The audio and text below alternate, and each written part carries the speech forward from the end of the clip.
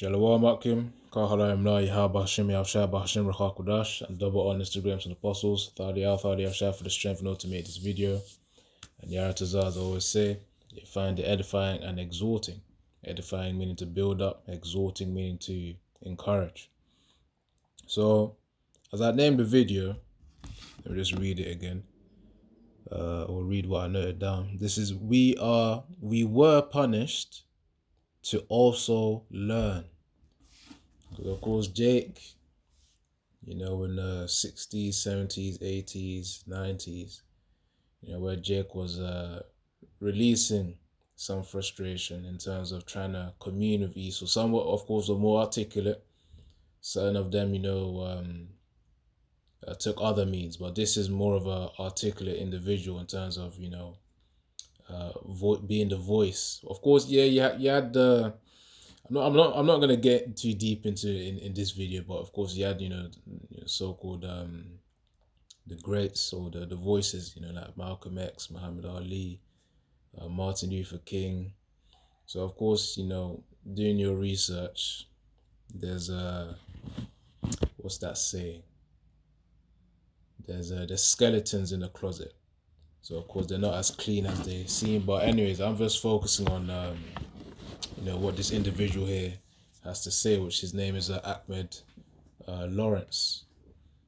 So this is really his testimony. This is part of a documentary, as it says, in 1968, on his experience after being deployed in the Vietnam War, which was between 1955 to about 1970s, around there. So point really is, he wasn't treated with respect. But I'll let this video play, and Yaratazar will get some presets. But yeah, it's a simple point to convey here. And Yaratazar, I might even play another clip, but let's see. I'm pretty angry about the whole mess.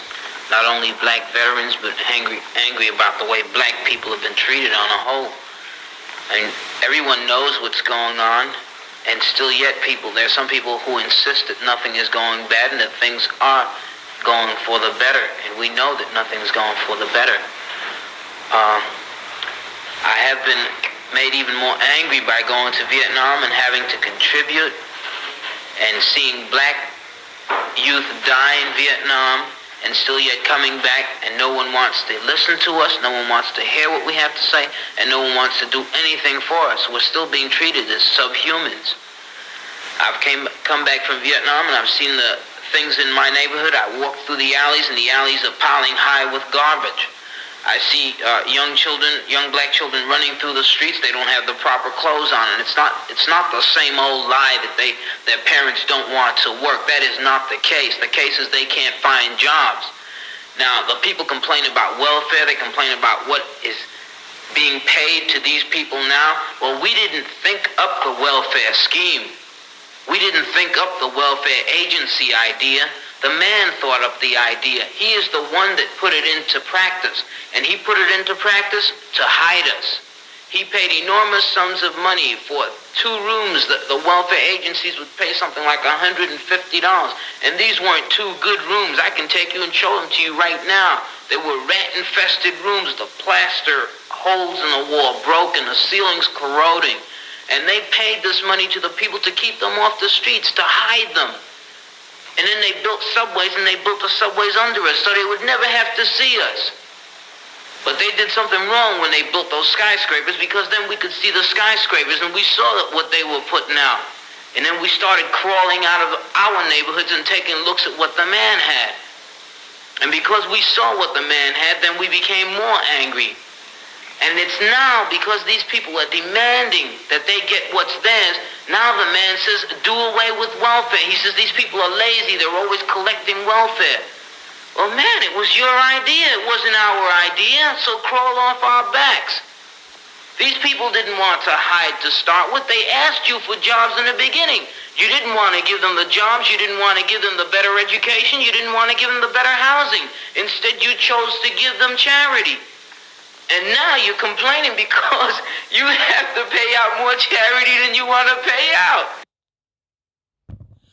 In summary, it's really just the injustices of which Jake has been going through, man. He talks about, as my elder Laban would say, the projects over there, aka the hood. The equivalent here in the UK would be council flats, those areas.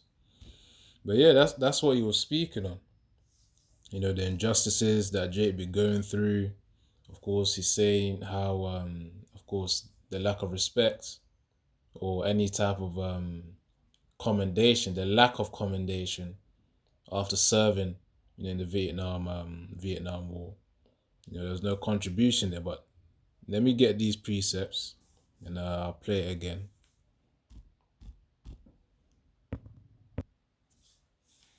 I'll start from here. This is Deuteronomy 28 and verse 15. But it shall come to pass, if thou wilt not hearken unto the voice of the Lord Yahweh thy power, to observe to do all his commandments and his statutes, which I command thee this day, that all these curses shall come upon thee and overtake thee.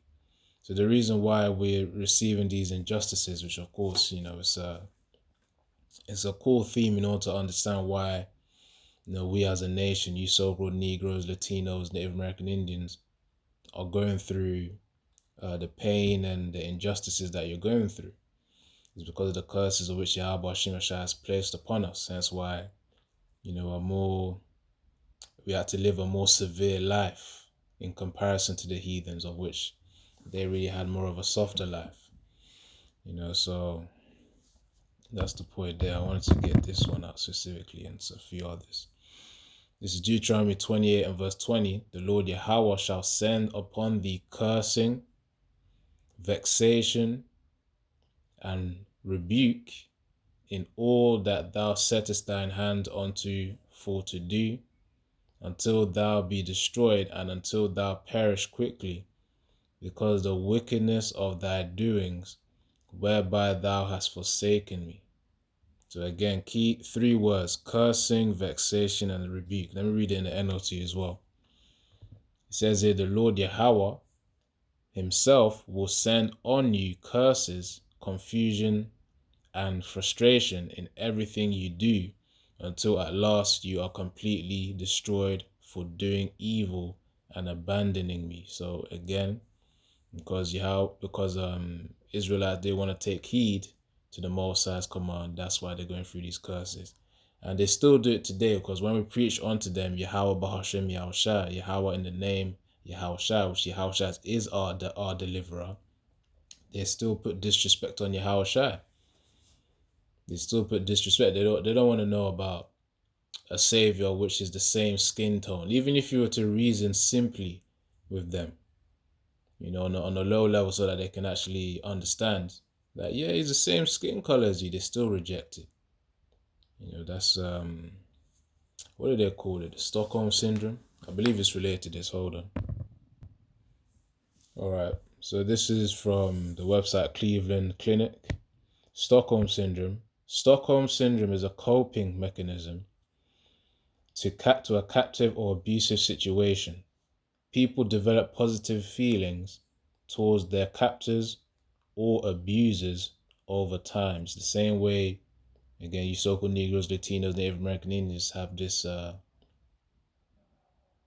unjustified, well, I say unjustified, if that's even a word to use, but yeah, unjustified love for your oppressor through, of course, Christianity, Islam, when it comes to serving Ishmael and his illusion, as well as Christianity with the white Jesus, which there is no there is no black Jesus, because we know his real name is Yahushua.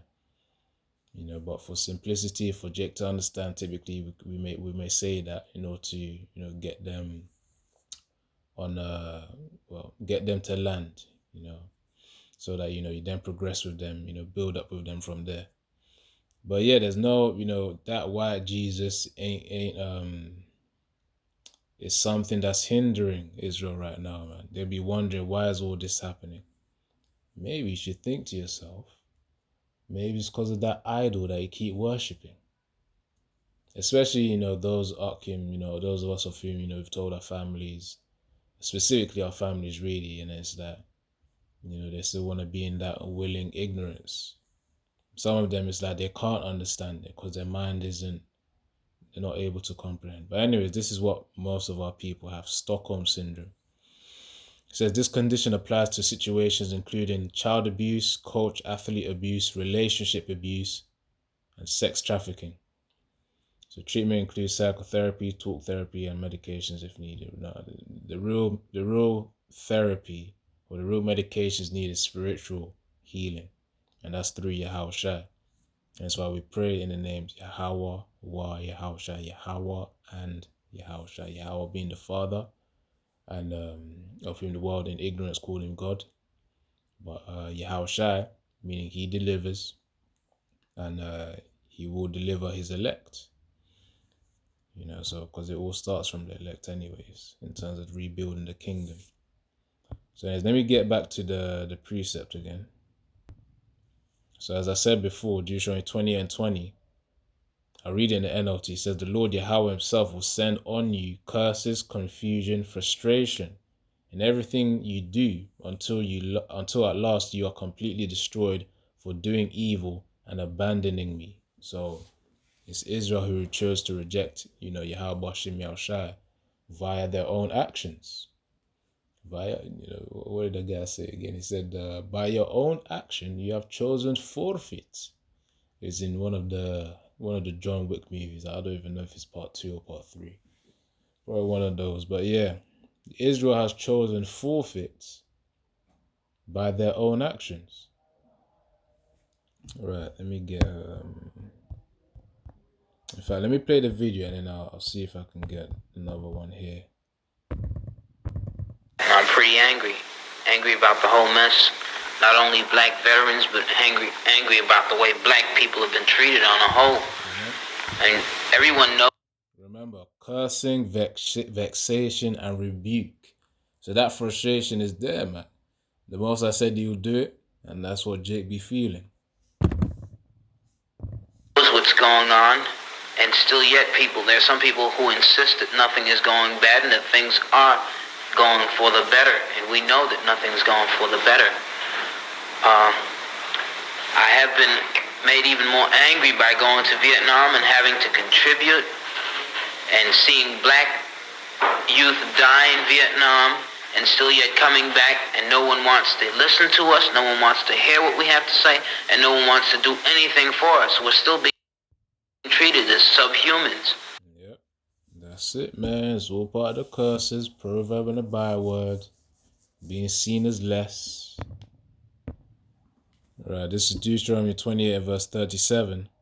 And thou shalt become an astonishment, a proverb, a byword, and a byword among all nations, whither the Lord Yahweh shall lead thee. And on the right side it says you will become an object of horror, ridicule, mockery among all the nations to which the Lord Yahweh Bashim Yahushai sends you. You see, so object of horror, ridicule, and mockery, man. That's how the heathens really perceive us. So, well, of course, the tables are turning now, where it's Esau that they're going to start looking at, considering the atrocities that he's committing right now. But nevertheless, the justice will be brought forth through Yahweh Bashim Yahushai.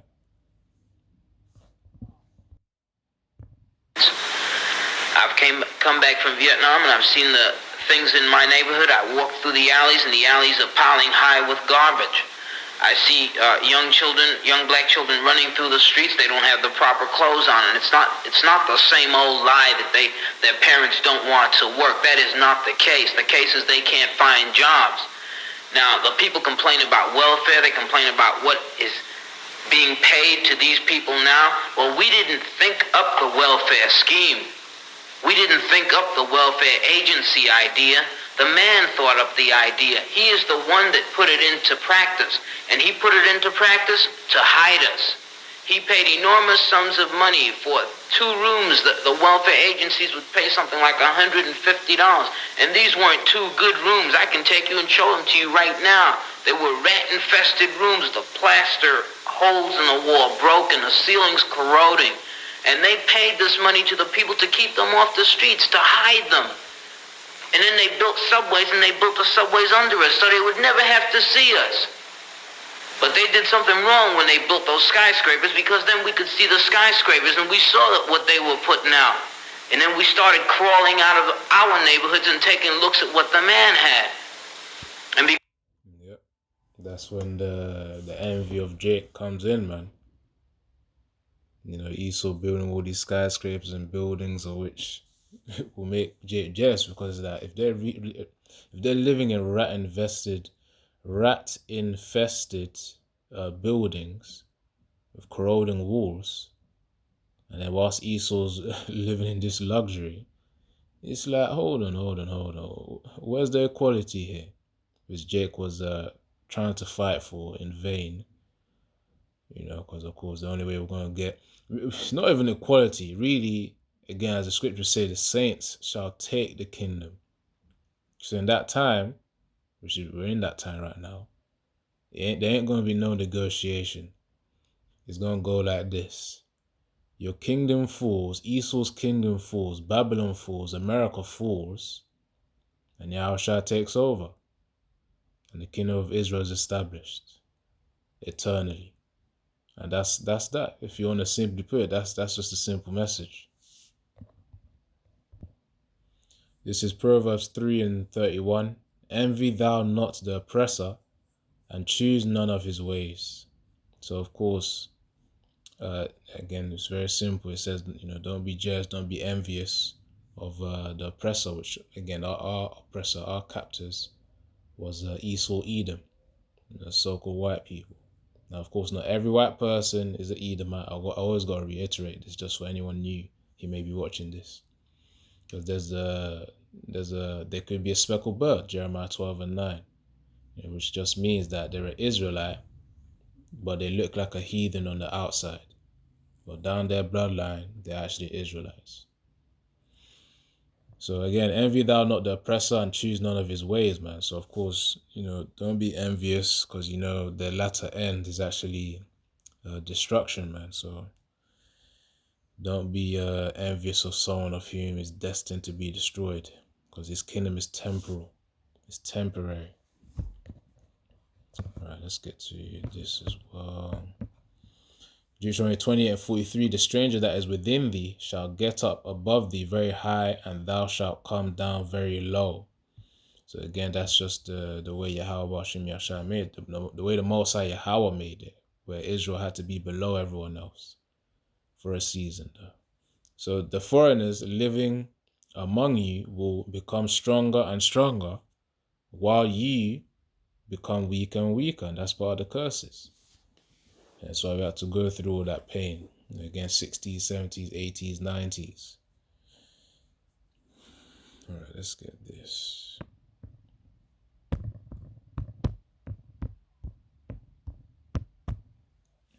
There's Lamentations 2:15. All that pass by clap their hands at thee. He's talking about Israel. The heathens are clapping their hands at us. They hiss and wag their head at the daughter of Jerusalem, saying, is this the city that men call the perfection of beauty, the joy of the whole earth? So of course, you know, they come by and then they mock us, man, because of the fact that we're going through the curses. We're in a lowly state. So, you know, they're pretty much judging us prematurely, considering the fact that we're going to be gods in the kingdom of Yahushua. And as it says within Psalms, ye are gods. I believe John as well, John 10. But of course, in these bodies, we're going to die like men. Hold on. So Psalms 82:6. I have said ye are gods, and all of you are children of the Most High. But ye shall die like men, and fall like one of the princes. Arise, O power, judge the earth, for thou shalt inherit all nations. So of course, in the kingdom, we will be gods. But notice how it says lowercase g.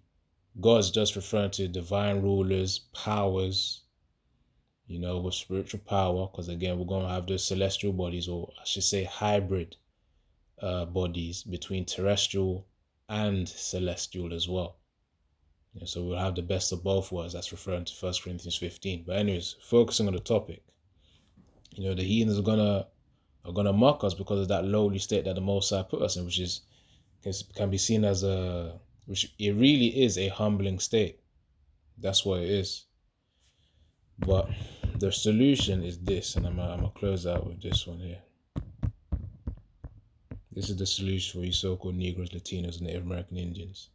2 Chronicles 7:14. If my people which are called by my name, that shows you the emphasis on the name, Yahweh, Bahashem, Yahushua, Yahweh, and Yahushua, Yahweh through Yahushua.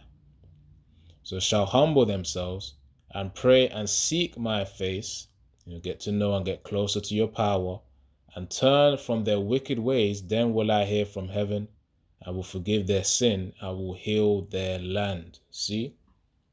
You're gonna be even better than having an equal a society of equality. No, you're gonna be above these other nations.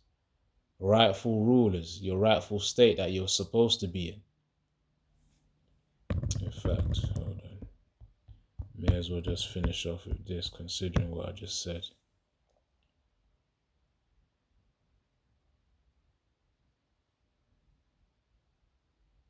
All right, so from verse 5, Deuteronomy 4:5, behold, I have taught you statutes and judgments, even as the Lord Yahweh my power commanded me, that ye should do so in the land whither you go to possess it. Keep therefore and do them, for this is your wisdom and your understanding in the sight of the nations, which shall hear all these statutes, and say, surely this great nation is a wise and understanding people.